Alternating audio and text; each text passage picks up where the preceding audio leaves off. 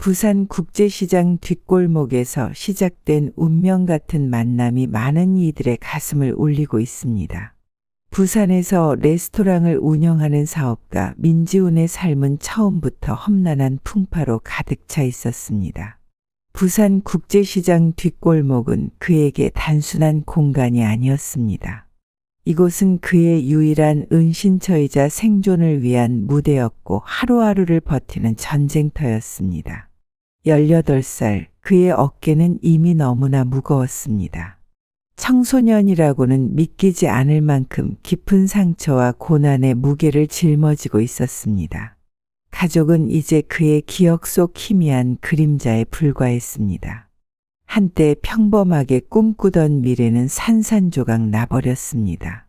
아버지의 작은 건설회사는 하루아침에 무너졌습니다. 채권 추심팀의 독촉, 가족의 눈물, 그리고 집을 잃던 그 참혹한 순간들.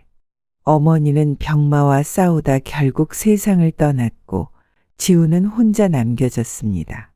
고등학교 3학년 또래 친구들이 대학 입시를 준비할 때 그는 생존을 준비해야 했습니다. 학교는 더 이상 그의 선택지가 아니었습니다.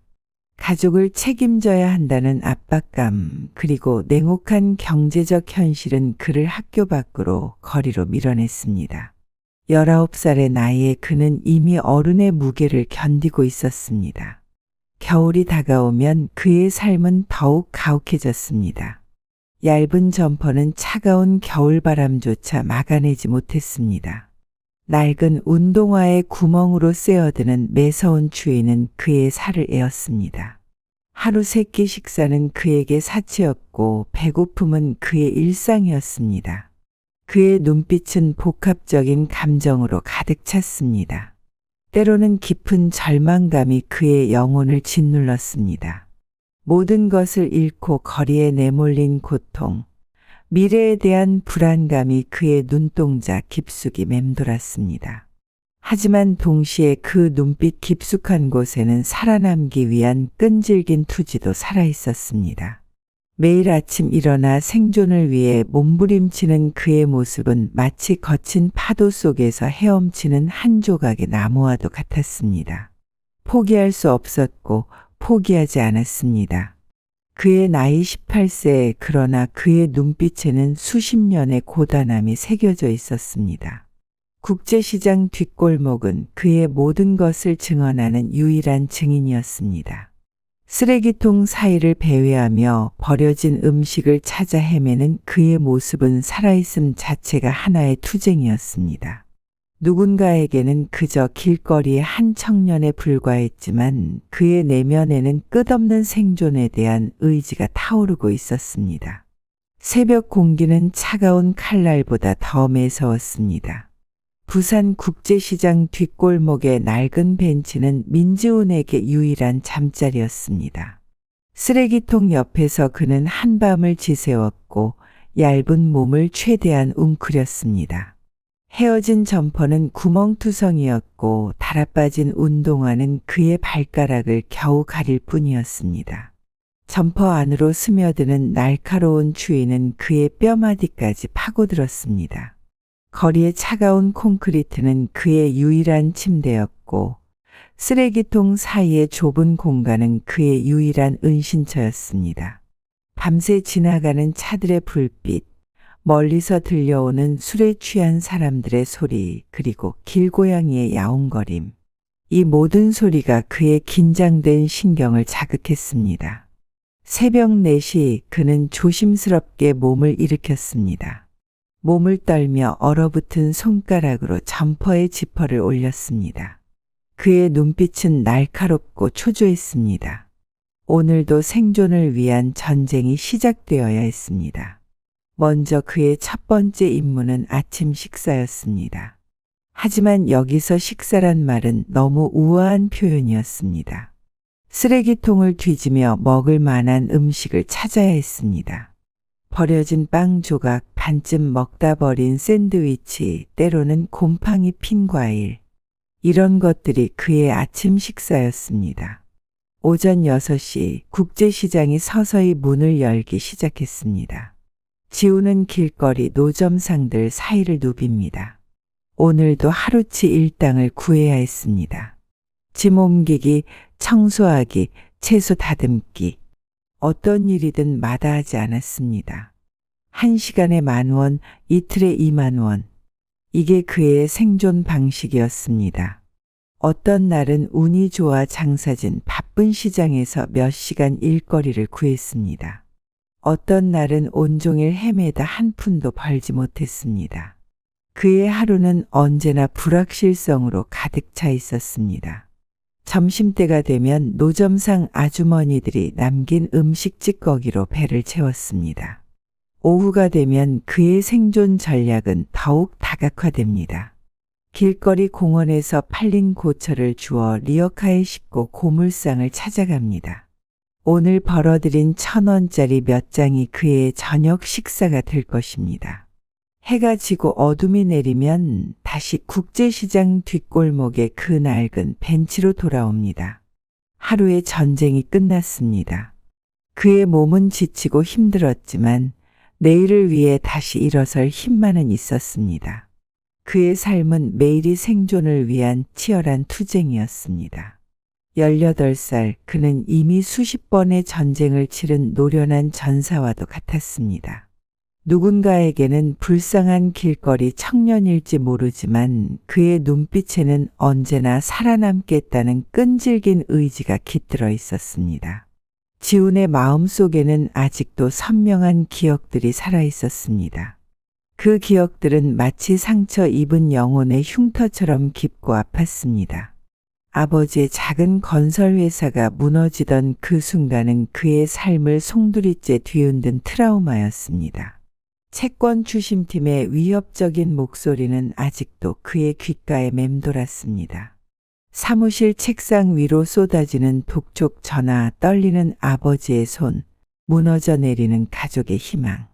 그날의 공포는 그의 기억 깊숙이 새겨져 있었습니다. 가족들의 눈물은 더욱 아프게 기억되었습니다. 아버지의 자존심은 산산조각 나버렸고 어머니는 침묵 속에서 눈물만 흘렸습니다. 집안의 분위기는 절망으로 가득 메워졌습니다.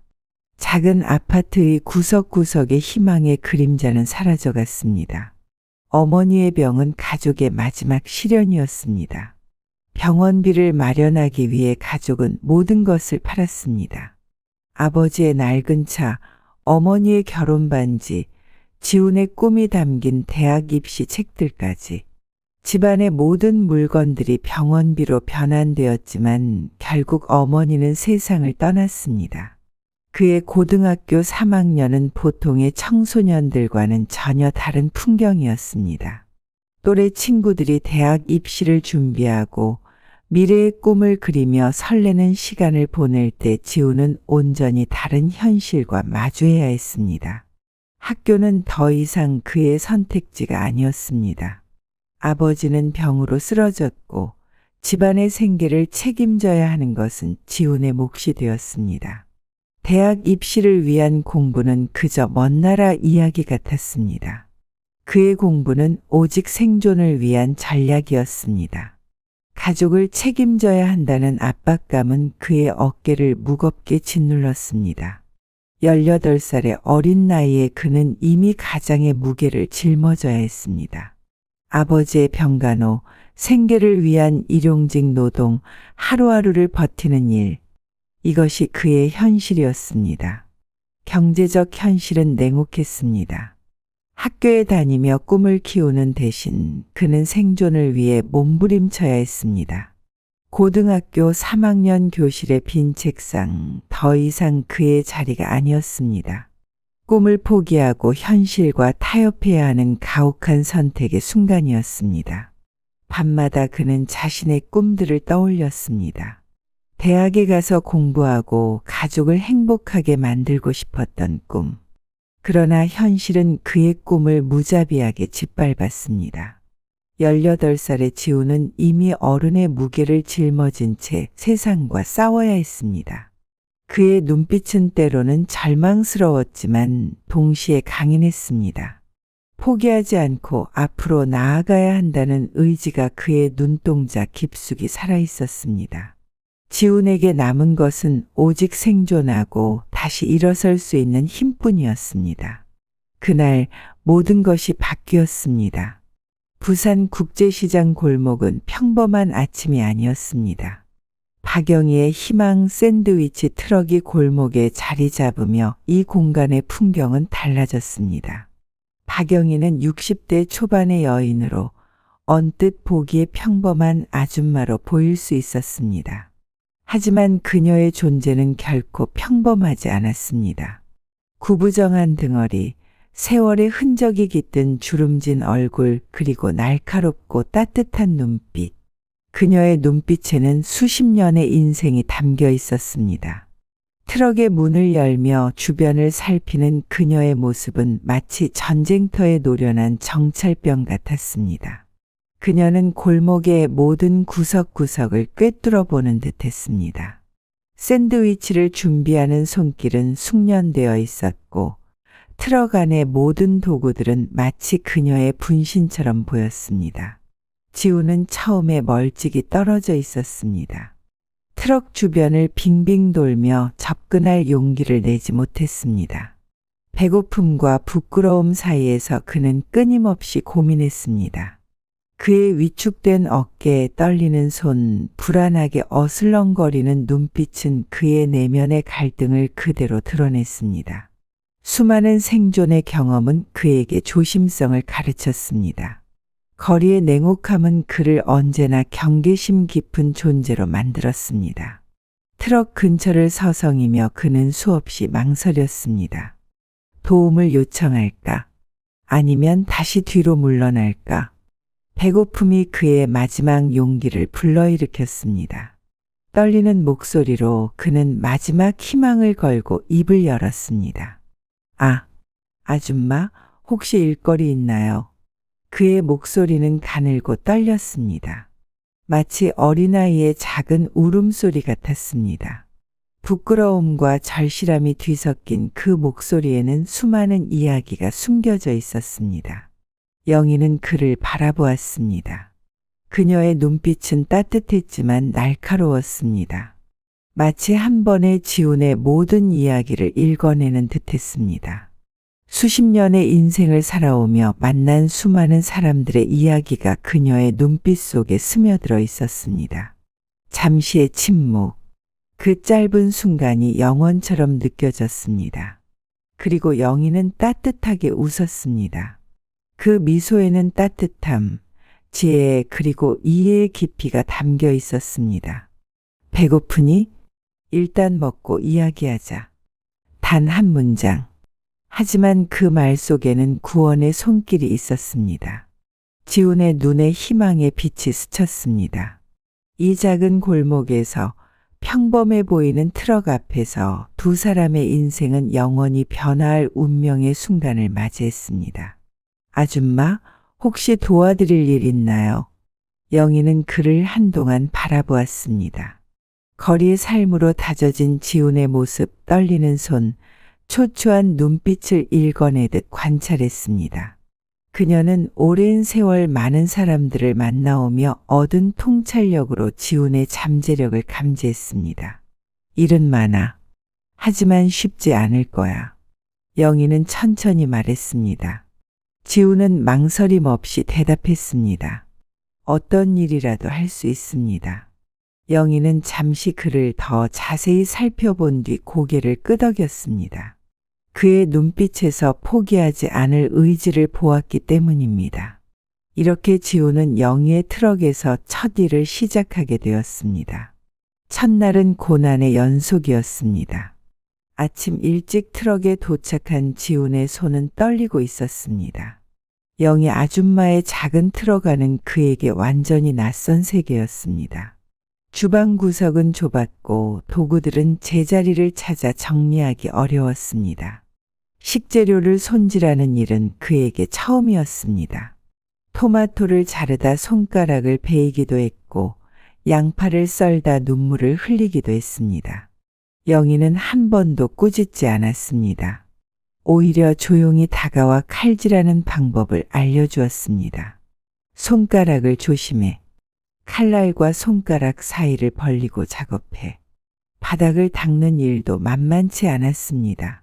트럭 바닥은 좁고 미끄러웠습니다. 처음에는 물걸레를 제대로 짜지 못해 바닥이 물바다가 되기도 했습니다. 영희는 그저 웃으며 말했습니다. 괜찮아. 한 번에 다 배울 순 없어. 천천히 하다 보면 익숙해질 거야. 설거지는 그의 가장 큰 도전이었습니다. 기름때 묻은 그릇들, 끈적끈적한 접시들. 지우는 처음에는 어떻게 닦아야 할지 몰랐습니다. 영희는 그에게 세제 사용법부터 시작해 구석구석 닦는 방법까지 꼼꼼히 알려주었습니다. 음식을 만들고 난 뒤에 청소도 요리의 일부야. 영희는 말했습니다. 깨끗함은 음식의 첫 번째 맛이거든. 점심시간이 다가오자 긴장감은 더욱 고조되었습니다. 첫 손님이 트럭에 다가오자 지훈의 손은 떨렸습니다. 샌드위치를 만들다 재료를 떨어뜨리기도 했고 포장하는 방법을 몰라 애를 먹었습니다. 영희는 그 옆에서 조용히 지켜보다가 부드럽게 말했습니다. 음식은 단순히 배를 채우는 게 아니야. 사람의 마음을 위로하는 거지. 그 말은 단순한 요리 설명을 넘어서는 깊은 의미였습니다. 지우는 점차 이해하기 시작했습니다. 손님의 표정을 읽고 그들이 원하는 것을 파악하는 법, 따뜻한 미소로 맞이하는 방법, 음식을 만들면서 동시에 마음을 나누는 기술. 날이 저물수록 그의 손은 점점 더 익숙해졌습니다. 샌드위치를 만드는 손길은 점점 안정되었고 재료를 다루는 방식도 달라졌습니다. 손님을 맞이하는 태도 역시 처음과는 완전히 달라졌습니다. 영희는 그에게 요리 기술만 가르친 것이 아니었습니다. 그녀는 삶의 지혜, 인간에 대한 존중, 타인을 배려하는 마음을 가르치고 있었습니다. 트럭은 단순한 음식점이 아니라 인생의 교실이 되어가고 있었습니다. 하루하루의 끝에 지우는 지쳤지만 이상한 희망으로 가득 차 있었습니다. 그의 눈빛은 더 이상 절망에 잠겨 있지 않았습니다. 오히려 새로운 가능성을 발견한 사람의 눈빛이었습니다. 그런데 평화로운 시간은 오래가지 않았습니다. 부산 국제시장 골목에 거대한 프랜차이즈 샌드위치 체인점이 들어서면서 모든 것이 달라졌습니다. 그 체인점은 마치 거대한 괴물 같았습니다. 화려한 외관, 눈부신 네온사인, 세련된 인테리어, 매일 아침 펼쳐지는 무료 쿠폰 이벤트, SNS를 타고 퍼지는 마케팅, 놀랍도록 저렴한 가격. 모든 것이 영희의 작은 트럭과는 비교할 수 없을 정도로 완벽했습니다. 손님들은 새로운 가게를 찾아 발길을 옮겼습니다. 깔끔한 포장, 일관된 맛, 빠른 서비스. 대형 프랜차이즈의 표준화된 시스템은 작은 트럭의 개성을 순식간에 무색하게 만들었습니다. 영희의 트럭을 찾던 단골 손님들도 하나둘 사라졌습니다. 점심시간이 되어도 트럭 주변은 쓸쓸했습니다. 한때 줄을 서서 기다리던 손님들의 흔적은 온데간데 없었습니다. 지훈의 마음은 점점 더 무거워졌습니다. 아줌마, 이대로는 안 됩니다. 지훈의 목소리에는 절망감이 가득했습니다. 우리도 뭔가를 해야 해요. 메뉴를 바꾸거나 가격을 낮추거나. 하지만 영희는 다르게 생각했습니다. 그녀의 눈빛은 오히려 더욱 날카로워졌습니다. 수십 년의 삶이 만들어낸 지혜가 그 눈빛 속에 깃들어 있었습니다. 우리만의 특별함을 만들어야 해. 영희는 천천히 말했습니다. 기계적인 맛이 아니라 진심이 담긴 음식을. 그 말은 단순한 위로가 아니었습니다. 영희는 자신의 트럭이 단순한 음식점이 아님을 알고 있었습니다. 이곳은 사람의 마음을 치유하는 공간이었고 삶의 희망을 나누는 장소였습니다. 지우는 처음에는 그 말의 의미를 완전히 이해하지 못했습니다. 하지만 영희의 눈빛에서 그는 무언가 특별한 것을 보았습니다. 기계적으로 찍어내는 샌드위치와 그들의 샌드위치 사이의 근본적인 차이. 영희는 계속해서 말했습니다. 진심은 기계로 대체할 수 없어. 우리가 가진 건 이 트럭에 담긴 이야기야. 우리의 아픔, 우리의 꿈, 우리의 희망. 그 순간 지훈의 마음속에 작은 불씨가 피어올랐습니다. 단순히 음식을 팔아 생존하는 것을 넘어 무언가 더 의미 있는 일을 할 수 있다는 희망. 대형 프랜차이즈의 그림자는 여전히 그들의 트럭을 위협했지만 영희와 지훈의 마음속에는 이미 새로운 계획이 움트기 시작했습니다. 그들은 알고 있었습니다. 진심은 언제나 승리한다는 것을. 지훈의 트럭은 이제 더 이상 평범한 음식 판매 공간이 아니었습니다. 그의 손길을 거친 샌드위치는 단순한 음식을 넘어 깊은 감정과 의미를 담고 있었습니다. 어머니가 병상에 누워있던 그 힘든 시간, 지훈은 매일 작은 부엌에서 어머니와 함께 소스를 만들며 치유의 시간을 보냈습니다. 알아놓은 어머니의 창백한 볼에 잠시나마 미소를 되찾게 하는 유일한 방법은 함께 만드는 그 특별한 소스였습니다. 쓰라린 고통과 깊은 사랑이 섞인 비밀 레시피 속에는 그의 가장 순수한 감정들이 숨겨져 있었습니다. 어머니를 간병하며 배운 소중한 교훈들, 희망, 연민, 인내, 그 모든 것들이 이제 그의 샌드위치 속에 녹아들었습니다. 트럭의 창문을 통해 손님들에게 건네지는 음식은 단순한 음식 이상의 무언가를 전달했습니다. 아픔을 극복한 따뜻한 위로, 어려움 속에서도 피어나는 희망의 메시지가 바로 그것이었습니다. 여기는 단순한 샌드위치 트럭이 아니에요. 희망을 파는 곳입니다. 지훈의 이 말은 그저 구호가 아니었습니다. 그의 트럭은 상처받은 영혼들을 위로하고 잠시 힘든 현실을 잊게 해주는 작은 치유의 공간이었습니다. 매일의 고단한 삶에 지친 이들에게 그의 샌드위치는 잠시나마 안식처가 되어주었고 그 안에 담긴 사랑과 희망의 맛은 손님들의 마음속 깊이 스며들었습니다.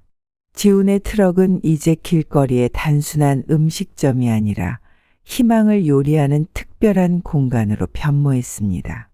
그의 손길이 만드는 음식은 단순히 배를 채우는 것이 아니라 상처받은 영혼을 어루만지고 치유하는 마법이었습니다.